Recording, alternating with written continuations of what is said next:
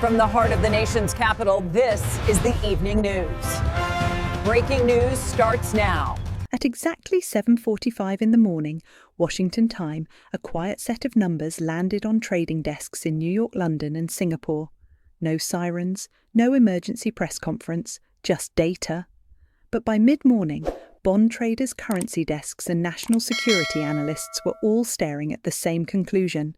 The financial relationship between the United States and China is no longer slowly decaying. It is actively breaking. The shock is not that China has sold everything. That headline is wrong. The shock is more dangerous than that. Because the data now confirms something far more destabilizing: China has stopped behaving.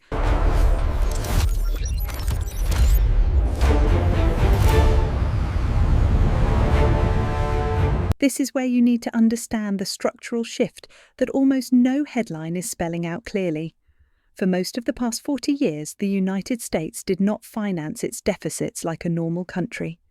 It outsourced a large part of that burden to the rest of the world.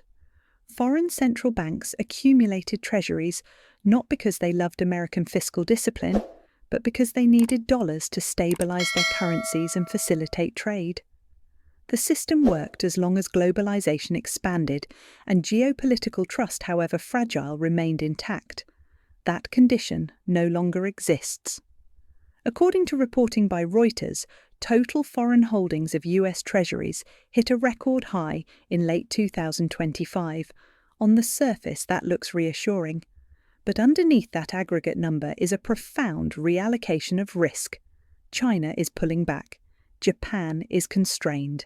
And a growing share of demand is becoming short-term tactical and yield-sensitive rather than strategic. This is a subtle but critical change. Strategic buyers absorb supply regardless of short-term price movements. Tactical buyers do not. They demand compensation, and that compensation is yield. At the same time, the US Treasury is issuing debt at a pace never seen outside of wartime. Annual deficits approaching $2 trillion are not a temporary anomaly, they are structural. Interest expense alone is rising so fast that it threatens to crowd out discretionary spending within a few budget cycles. There is no credible plan in Washington to reverse this trajectory. This is where the bond market starts to smell something rotten. The Federal Reserve, for its part, is trapped. It is still shrinking its balance sheet, or at least trying to. According to Federal Reserve data, the overnight reverse repurchase facility that once held more than $2 trillion has been almost completely drained. Reuters has described this as the end of a critical liquidity buffer that quietly absorbed Treasury issuance during the post-pandemic surge. When that buffer disappears, volatility does not knock politely, it kicks the door in. Now layer China's behavior on top of this fragile structure. Beijing is not dumping treasuries to crash the market tomorrow morning. That would hurt its own balance sheet. Instead, it is doing something far more effective. It is refusing to be the marginal buyer in a system that desperately needs one. This forces yields higher not through drama, but through arithmetic. Every auction with weaker foreign participation shifts more burden onto domestic buyers. Pension funds, banks, insurance companies and households are asked to step in. But they will not do so at yesterday's prices.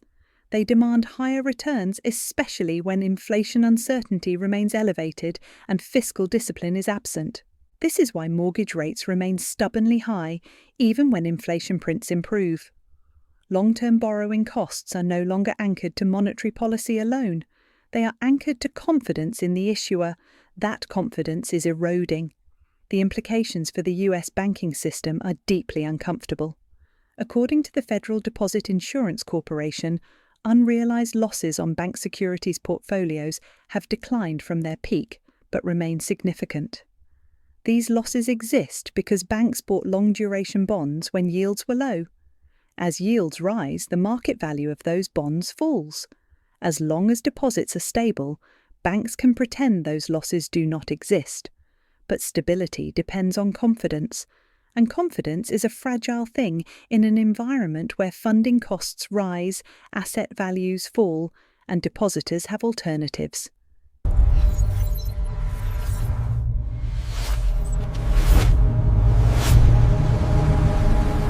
This is not theory. This is exactly the dynamic that destroyed Silicon Valley Bank in 2023. The difference now is scale. China understands this vulnerability. It understands that the US banking system is the transmission mechanism through which financial stress becomes economic contraction. It also understands that the Federal Reserve's ability to intervene is constrained by inflation risk. Print too much and the dollar weakens. Do nothing and the system tightens until something breaks. That is not a dilemma you want your adversary to face. At the same time, China is quietly reducing its exposure to dollar-centric trade. Energy transactions settled in non-dollar currencies are increasing. Bilateral swap lines are expanding. Gold reserves are rising. According to World Gold Council data cited by Reuters, central bank gold purchases are at multi-decade highs, with China among the most consistent buyers. This is not nostalgia for a gold standard. It is insurance against weaponized finance. Every one of these moves taken alone looks manageable.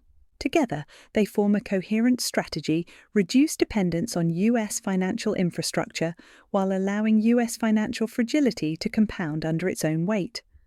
The United States is still the world's largest economy. The dollar is still the dominant reserve currency. But dominance is not binary. It erodes at the margins first quietly, before anyone agrees it is happening. That erosion shows up as higher term premiums, as failed or weak auctions, as mortgage rates that refuse to fall, as a stock market that floats on optimism while the bond market tightens like a noose. This is not collapse, it is pressure, and pressure reveals priorities.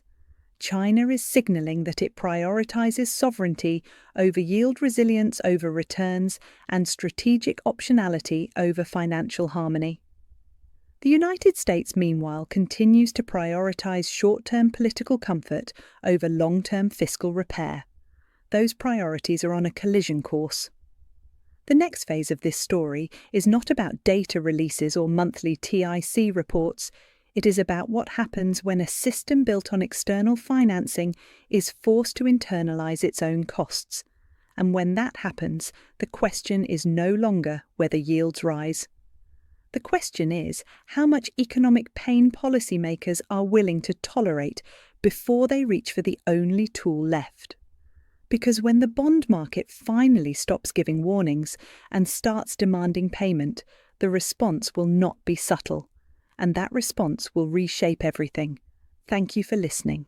Before you step away, share your perspective in the comments. If you found this breakdown valuable, hit like and subscribe, then turn on notifications so you don't miss the most critical political developments as they break day after day. See you next time.